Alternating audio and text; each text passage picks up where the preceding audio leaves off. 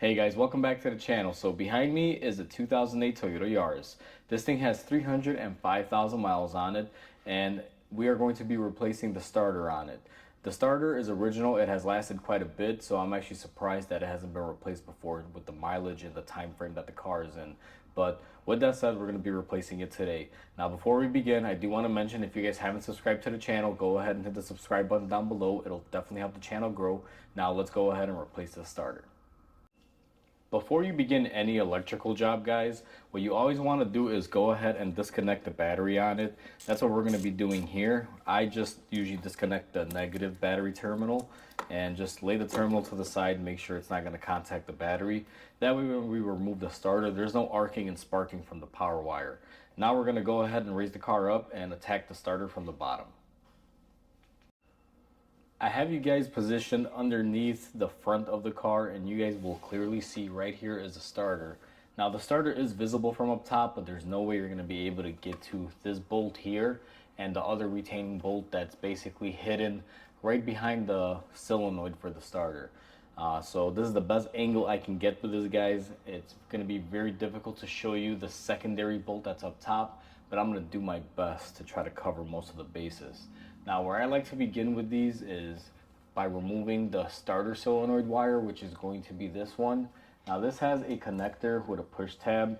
What you want to do is go ahead and push the tab in and go ahead and pull it out. And once you do that, you just kind of lay it out to the side. Now once we have that out of the way, and you guys can see this thing is kind of wanting to get in my way here, we also have a 12mm power wire that we have to remove. That's basically the battery voltage wire. So what we're going to do is grab, I believe a 12mm is what it should be. Let me just verify here. And we're going to go ahead and remove this wire. Now if you don't disconnect your battery and you go to remove this wire and you touch any part of the engine that's grounded, you are going to be in for a hefty surprise when you start sparking and possibly catch fire or start the car on fire, because this will arc, guys. That is very important that you disconnect the battery on any starter, any electrical job, as far as removing major components that have power going to them. So we're going to go ahead and remove the nut that's holding on the power wire now that we broke it loose with our ratchet. And you can save the old nut. I find that some starters come with them, sometimes they don't. Usually I find that the original nut that comes with the car is more sturdier than the aftermarket ones. So usually I just keep those to the side, and I decide at the end which one I'm going to use. Now that we have, all right guys, so I have the camera up top. We are kind of on the driver's side. We are looking at the transmission, and I wanted to show you guys where the top bolt is, or the secondary bolt. If you can see where my finger is right here, it's right here. And I've tried to get every camera angle, but there's just so many things in the way. So I'm not going to be able to show you guys 100% here. But what I'm going to do is use a 14mm on a very short baby ratchet and see if I can just crack this loose. Now this thing may not break easy, but it's the best way to get in there with a short ratchet. And you guys saw it took a little bit of force, but we are able to crack it loose. It shouldn't be on there super tight, unless someone's been in there and for some reason has over tightened it. But like I said earlier, this thing is original, so I don't anticipate any issues of that nature. So I just traded my ratchet for just a socket. The bolt is coming off fairly easy. I'm going to go ahead and spin the rest of the bolt out, and then I'll take you guys back down and remove the secondary bolt. So now we're back on the bottom of the car, guys, and this is going to be our other bolt right here that we're going to be removing. I'm just going to use my impact wrench there to get this off. So let's see if I can do this without getting in the camera's way.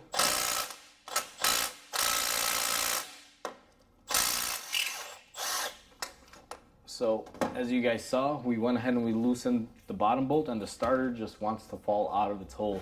Now be very careful, because sometimes these can fall and hit you. So you want to make sure you get a hand on it before you remove the bolt all the way. And then what you're going to want to do is just simply slide the starter around until you find out where it wants to come out from, and just go ahead and pull it out. So I went ahead and got both starters on the bench, guys. I'm just comparing my parts, make sure they are the correct ones. And just like I said earlier in the video, I wanted to show you guys where the mounting bolts are. You have one on the bottom and one right up top here by the starter solenoid. And it's actually coming in through this side. That's why we had to go through the top of the car. It's actually more visible. They're both about the same to get out. This one was a little bit more difficult because there's some things in the way, but overall they're not that bad to get out. Now what we're going to do is go ahead and take our new starter and go ahead and install it on the car. Now that we have the old starter removed, what we're going to do is take our new starter and go ahead and fish it back in there. Now sometimes you just got to wiggle it in here and it'll eventually find its way.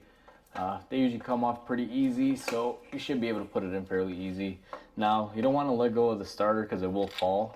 What I like to do is I take the bottom bolt and I go ahead and I get a couple threads on it. And key thing on this, guys, is make sure you start threading it by hand. And once you get a couple threads in, you can go ahead and, kind of let it go to hold itself. Now, what we're going to be doing on this, just because it's easier to do so now than later, is I'm going to go ahead and put all of my connections back on here. Now, this can be the hardest part of this job typically, just because sometimes everything is already used to sitting in a certain way.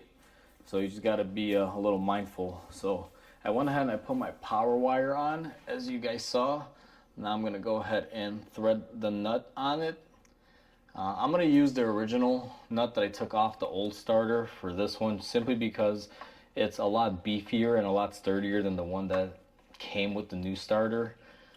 It's not uncommon for me to do that, just as a heads up to you guys, because sometimes the newer nuts and bolts are just cheaper. If the original one has a flange on it, I tend to reuse it, just better peace of mind.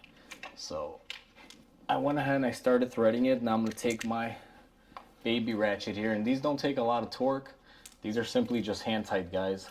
I'm going to hold the body of the starter with one hand and I'm just going to tighten it. Now I will also check this after I bolt up my starter, top and bottom, but I don't want to bolt my bottom bolt in just yet because I do want to start threading the top one in, and it's nice to have that wiggle room in there. And now that that's tight, what I'm going to do is go ahead and plug my connector for my starter solenoid wire. And now we're going to lower the car and we're going to go ahead and insert that top bolt, get it threaded, and then we're going to start tightening everything. Now we're back up top, guys, and what we're going to do is put in our bolt. I don't know how well the camera is picking this up, and I apologize in advance, but for right now I just got the best angle that I could with the camera, and I know it's not going to be the greatest. So I went ahead and I threaded in the bolt. Now what I'm doing, and you guys can't see, is I'm actually holding up the starter and I'm rocking it back and forth so that way the bolt doesn't go in at an angle from holding the weight in. And then what I'm doing is I'm going to go ahead and tighten it with my ratchet. Now this is going to take quite a few turns because the bolts are a little bit long. They're about medium in length, so it is going to take you a little bit of time. And I'm also holding it up, like I mentioned, hold the starter from the back side. Let's see here, we are almost all the way on. And overall the starter's not bad, it's just the spacing and everything. Like right now this top bolt, I'm actually working blind with it.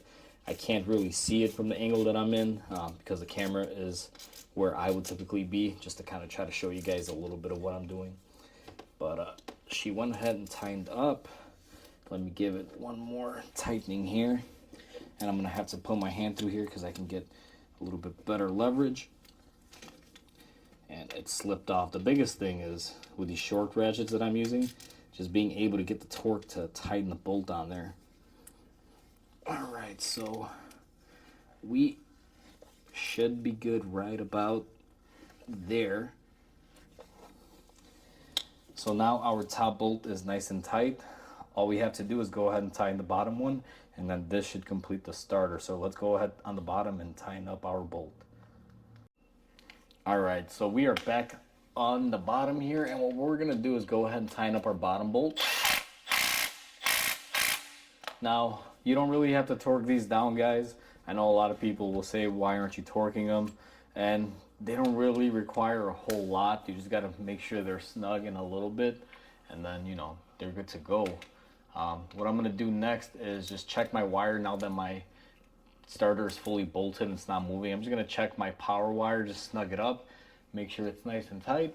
And we're gonna go ahead and put the cover back on the power wire. You just kind of fold it down and make sure our connection is good in place. Now everything should be set. All we have to do is go ahead and reconnect the battery and start the car. So let me go ahead and lower the car and we're gonna do just that. We're gonna go ahead and reconnect the battery now, and make sure you have a good connection on your battery, guys, especially for your starting and charging system. This customer, I recommended a battery service. They declined.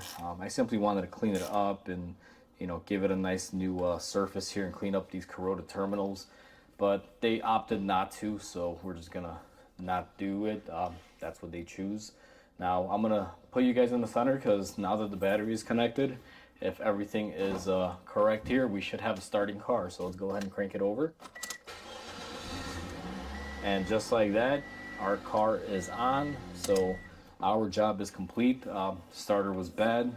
After so many years and miles, it just decided to give out. That's how you replace a starter on a Toyota Yaris with a 1.5 liter, guys. Hopefully you guys enjoyed this video. Hopefully it helps you out. With that said, please comment, like, and subscribe. It definitely helps the channel grow. And I'll catch you guys on the next repair. Until then, hope you guys have a wonderful day.